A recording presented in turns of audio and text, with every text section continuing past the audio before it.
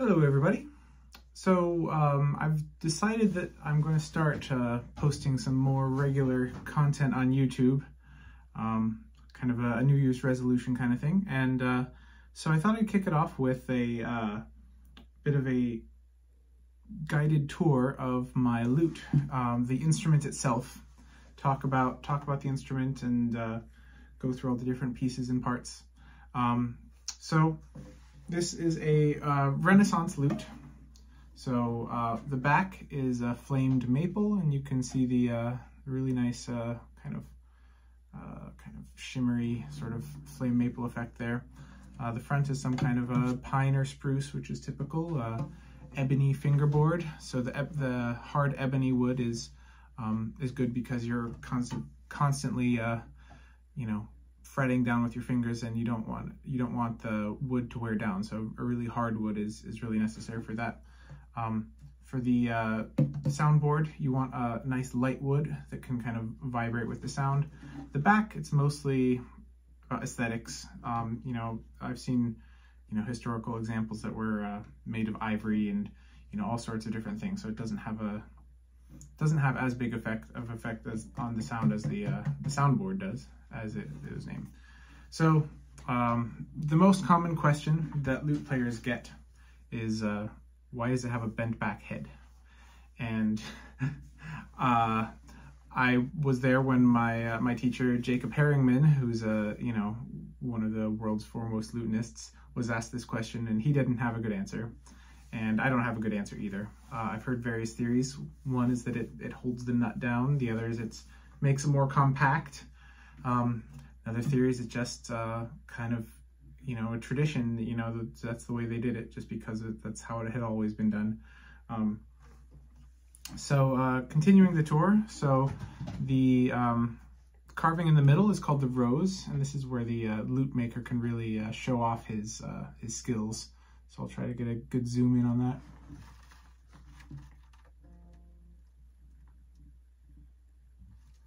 So yeah, this lute was made by the luthiers Stephen Barber and Sandy Harris.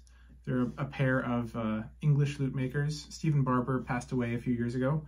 The story about how I got this lute was I was in the market for a nice upgrade to my lute, and I found someone in the Bay Area who was selling this lute.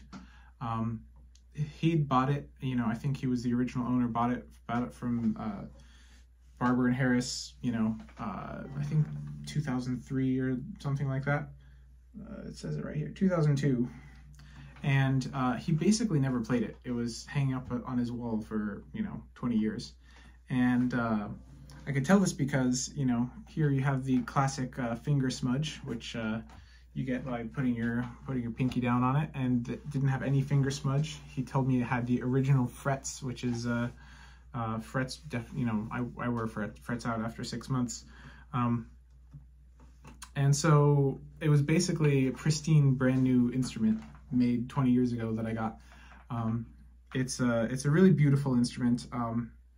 Has a nice maker's mark here. It's got this kind of Pegasus.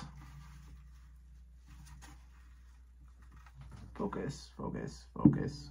There we go. All right, it's got this Pegasus maker's mark. Yeah,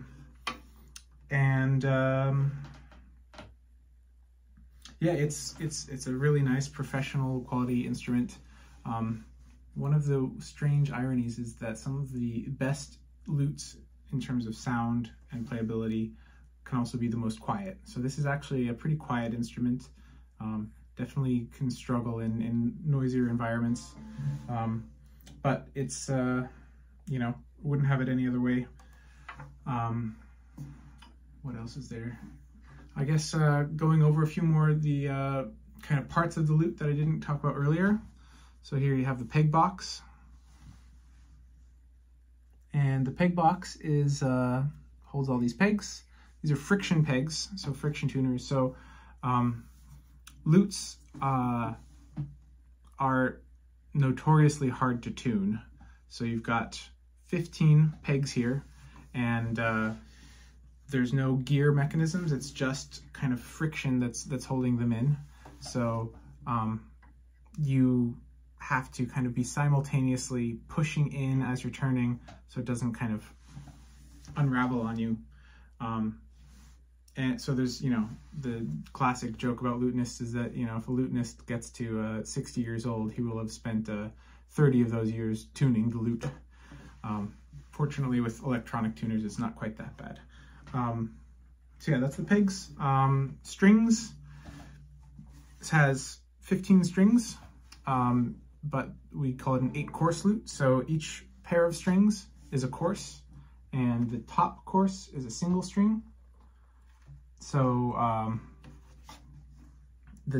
in the treble range, they're unison pairs. So we've got, you know, a G and a pair of Ds and a pair of As, a pair of Fs, a pair of C strings. And then when you get down to the basses, they're octave tuned. So there's a G and a G, slightly out of tune. Next we have the F and then a low D.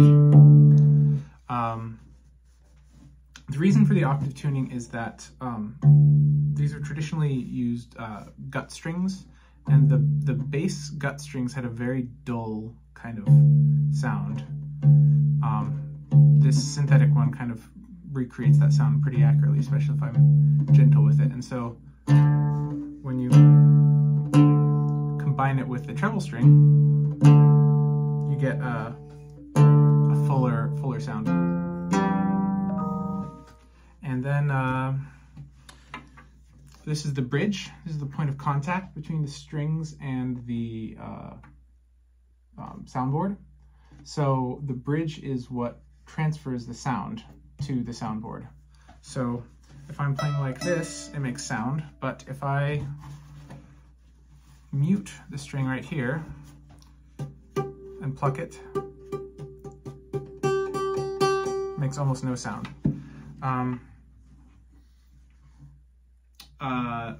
Another piece is the frets. So these are gut frets.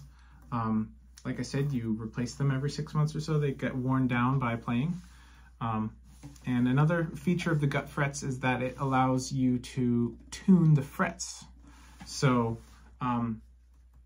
different temperaments can be achieved by moving and adjusting particular frets.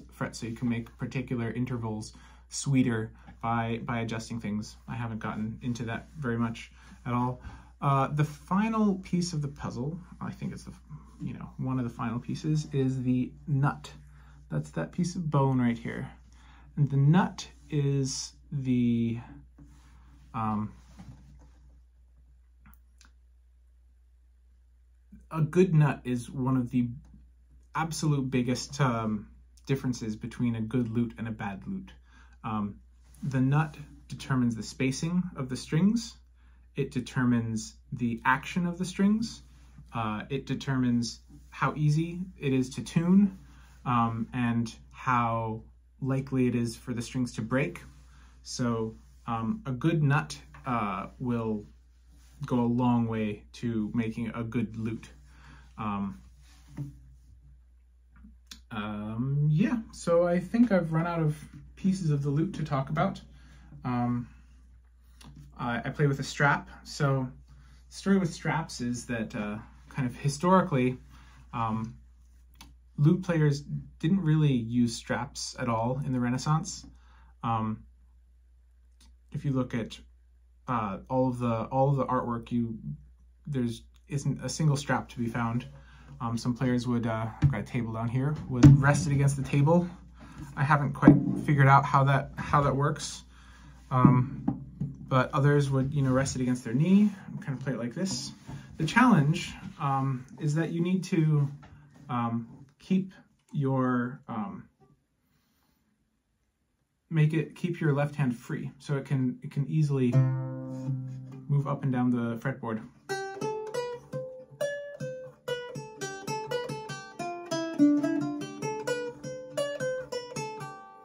And if if you're holding the weight of the lute with your left hand, it's a lot harder to do. So yeah, you need some method of supporting the lute other than using your hand as that support. So that's what I use a strap for. An interesting thing I observed is that Arabic ouds have the same problem of support, and playing without a strap is just as hard. But basically zero modern oud players play with a strap. And modern lute players play with them all the time, even though it's a definite compromise in terms of authenticity. But I'm more interested in comfort and you know, ease of playing than I am in recreating that particular aspect of authenticity. And yeah, so I think that concludes the tour of this lute. In coming videos, I'm going to try to provide a series of historical tidbits about the lute and the composers and the music and the time period. I'm also going to share some bite-sized lute technique tips. So in terms of left-hand technique, right-hand technique, some concepts around the musicality of how to play a lute musically that you might get some interest out of, and then finally, you know, put some more performances up here. So yeah, that's all I've got. I hope you all have a good day, and happy luting.